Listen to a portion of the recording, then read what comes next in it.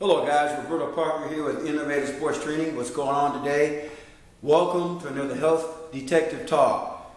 Yesterday I talked about building a better athlete. Today is part 2 of building a better athlete. Now yesterday I talked more about some of these specifics versus conventional versus the foundational method of training. Today I'm going to give you some examples, hypothetical examples of 4 different types of athletes who have 4 different strength and weakness scenarios. Now what I found with coaching, I was a strength coach myself for many, many years, and I'll be honest with you, I wasn't multi-dimensional enough in my thinking oftentimes because I wanted everybody to do the same type of workouts. Well, later in life as I have evolved and matured, I have found that you can't do that. It doesn't work very effectively. So for those of you out there who work with young athletes, or maybe you're an athlete yourself, you've got to look at what your strengths are and what your weaknesses are. Now, one of my favorite sayings, I kind of came up with the saying myself, is maintain your strength and strengthen your weaknesses. So let's take a look at what's going on here. We have a scenario here where we have 4 different types of athletes here. They're all high school. They could be collegiate athletes, but more likely high school because they're still developing. We have one athlete here who has very good brute strength. We have another athlete here who's underweight and lacks muscle density. We have another athlete here who has pretty good strength. And we have another athlete here who has really good speed. So I'm going to go through each 4 of these and talk about what their strengths are and what their weaknesses are in more detail. Let's start with our brute strength guy. He lacks mobility and stability. Now, I talked about that yesterday. Go watch that vlog if you want to learn more about that. He has poor quickness, or she, and poor foot speed. Overweight, high percentage of body fat.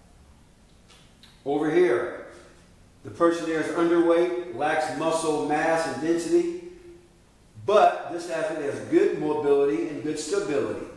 Lacks power and speed. Needs to improve speed and quickness. Down here in the corner, good strength, good body weight. In other words, he or she's at pretty good body weight, so let's not try to lose or gain. But lacks explosive first, second, third step speed out of the blocks.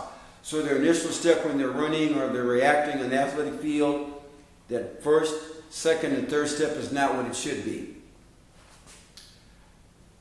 Over here, good linear speed, meaning good straight ahead speed, but lacks directional movement speed. In other words, this person is good straight ahead, but when it comes to changing directions, they're not very good. Good body weight. So let's go back up here and look at what some of the solutions are. Now, if I'm designing this person's workout, this person has really good strength, brute strength, lacks mobility, stability. We're going to do more functional movement type of drills, has poor foot quickness, and he's overweight, or she's overweight. Now, I'm going to look at, first of all, I have to look at which one of these areas here do we need to work on the most. In other words, should I address more mobility, stability? Should I address more poor quickness, foot speed? Or should I address more being that he or she's overweight? And I have chosen being overweight. So what I'm going to do with this person, they're going to get on a low carb eating plan and high fat. Now I still have to watch the calories a little bit. So low carb, high fat, moderate protein levels. I'm going to increase the dynamic movement and stretching drills in this person's training workout to address the mobility, stability. So I'm going to focus on these 2 areas. And what you're going to find is that once this person improves their weight, to get their weight down to what it should be, and they improve their movements, guess what? Their quickness will improve. Okay? Now let's go to the underweight athlete. Has good mobility, stability, so we don't worry about that. She needs to put on some weight, so I'm going to increase their carb intake, increase protein intake, and probably increase fat intake as well. But focus a lot on carb and protein and make sure that the feeding cycle is such that that directly after the workout, they're getting some sort of a good smoothie with good carbs and protein in it. To make sure that the muscle is being fed directly after the training program within 30 minutes. In other words, after they work out. I'm going to focus more on isolation type lifts. Not so much explosive lifts, more bodybuilding type of a workout. Not strictly bodybuilding, but more isolation lifts, such as squats, such as overhead press, such as lunges, such as arm curls. Now, you still want to be multidimensional, just don't make it all linear, sagittal plane stuff. But I'm going to focus more on isolation type of movements. Versus this guy over here, he or she is focusing more on dynamic movements, working more multidimensionally through space.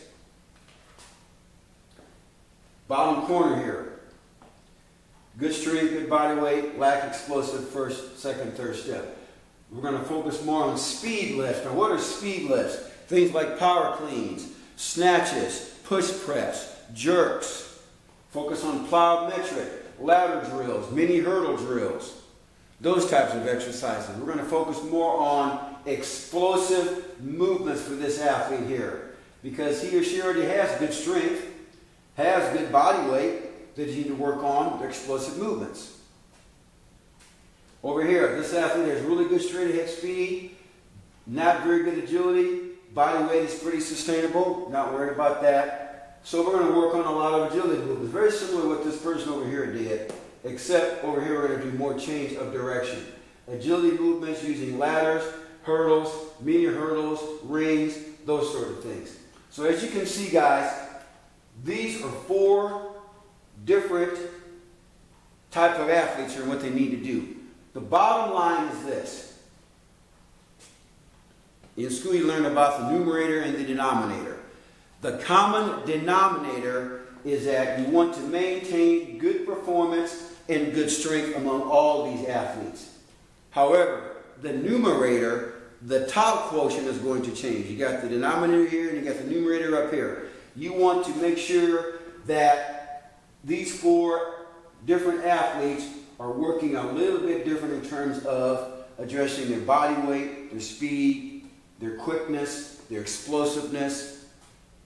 But you still want to maintain good performance and good strength. All athletes need to maintain good strength. It's when you get beyond that it changes a little bit. They all have probably different personalities too. That's another thing you have to keep in mind. Some of them will be highly motivated, some of them will not. So if I'm running a strength program and I'm working with multiple athletes, this is for you coaches out there.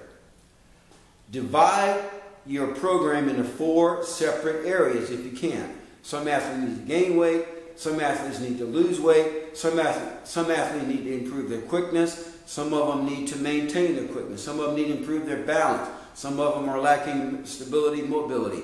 So try to platoon them off where you have 3 or 4 different types of workouts for your entire squad. Instead of having everybody do the same thing all the time. Because if you do the same thing all the time, here's what's going to happen. 1/3 of them will improve, 1/3 of them will not improve, and 1/3 of them will probably just be indifferent. They'll just be neutral. Okay? So guys, I hope this has helped you. As I said, my beginnings was in strength coaching. I love working with the athletes. I love working with young athletes. I love working with and developing those young athletes into high performance athletes, because guys, it's all about development and teaching them how to do the right thing and training their bodies to move through space. That's the most important thing. You're not trying to build weightlifters. You're not trying to build bodybuilders. You're building athletes. And keep in mind, we are all athletes, which reminds me, if you're not a competitive athlete, maybe you have a desire to do an event like the Tough Mudder or some sort of triathlon or the Warrior Dash, you can still apply these right here.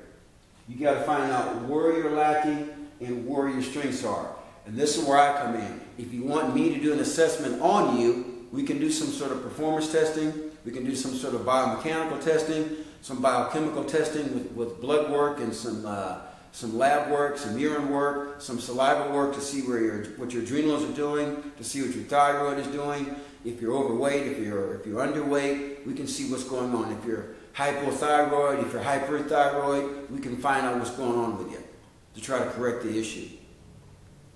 My number is 816-405-7703. My email is rwpsports@yahoo.com. Please contact me. I can also work with you via the internet if you're not here locally. I live in the Kansas City area. So we can do things even online with the virtual programs. Guys, take care. God bless. Bye-bye.